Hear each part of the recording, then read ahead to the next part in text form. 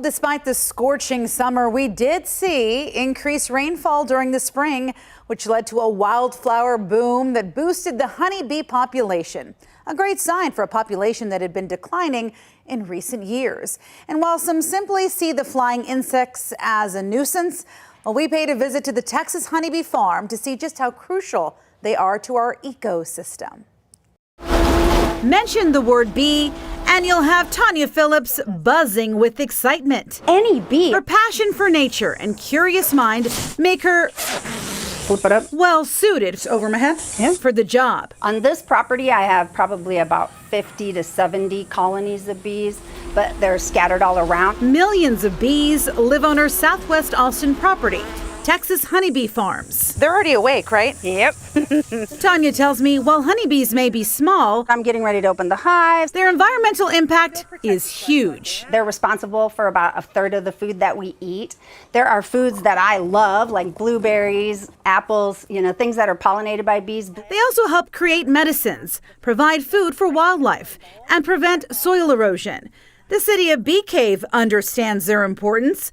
Months ago, they became the first city in the U.S. to protect its bees, declaring them honored residents of the city. When I open a hive, I'm just looking for a promise. Which include a parasite known as the varroa mite, which is like a flea on a dog. The varroa mite chews on the fat bodies of the bees, which depletes their nutrition and makes them weaker. Tanya also wants to check in on the queen to make sure she's laying eggs. Does the queen have a little crown? How do you know? She does. She has a little crown. No.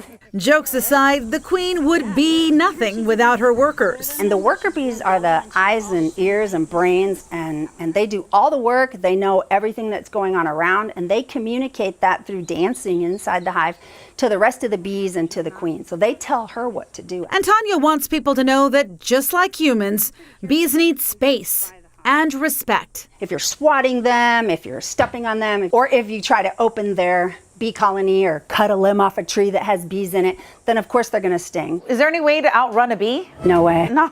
They can go, I think they can fly up to 16 miles per hour. So if you're faster than that, yes.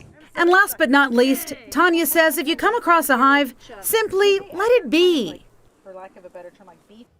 Yes, leave it to the pros. If you see a hive, don't approach it. Call a beekeeper to see if they can remove it for you. And if you'd like to visit Honeybee Farms or Texas Honeybee Farm, it's open Wednesday through Saturday. You learned lots of stuff. I know you were saying when you took your time there, spent some time there. What did you find the most interesting? There were so many cool factoids. I was kind of geeking out. But while basically bees belong to the same family of insects as wasps, right? But people think that they're one and the same. They're not. Wasps are not bees. In fact, if a wasp was to enter a beehive, the bees, listen, they would surround it, forming a ball about like baseball size. They would form that ball, vibrate their bodies, overheat the wasp, and then kill it. Can you imagine? Yeah, trying to keep the queen bee safe. But that's pretty savage, but they all team up, they gang up together on that wasp. So I learned all kinds of facts. If you'd like to learn more, you can go to KVUE.com. We have a digital extra with more questions and answers. Don't run and don't swat them. Just Yeah. leave them Leave them be. Yeah, that's very good advice.